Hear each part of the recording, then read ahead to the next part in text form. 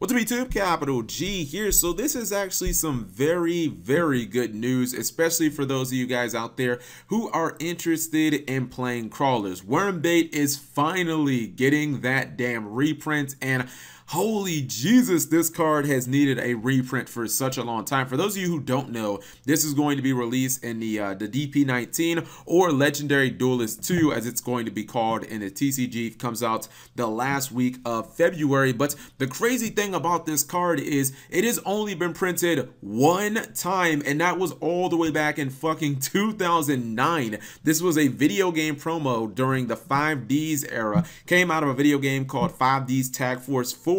And I guess Konami just completely forgot about it because this thing has not even been on their radar. And I know some of you guys might see that price tag of $18, which already is pretty expensive for such an obscure card, but that's for a moderately played version. If you're looking to get this card near mint or lightly played, you are dropping about $33 on it. Like, it's an expensive card, and basically a playset of this and nothing else, it sets you back like $100. So that's why most people aren't interested in playing crawlers right now, because I think Wormbait is a card that you should run at least 2 to 3 copies of. If you guys don't know what it does, I'll read it briefly.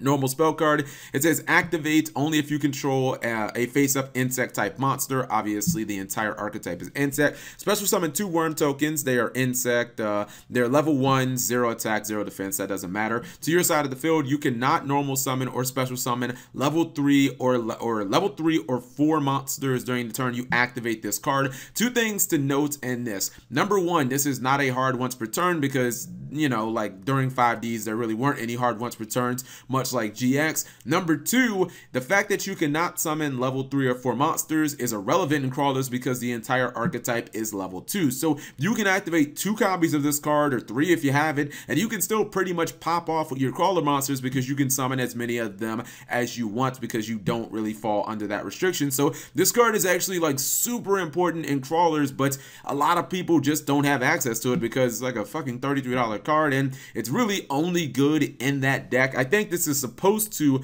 go, you know, coincide along with the Weevil support cards, but it's really good that Konami has actually thought about this.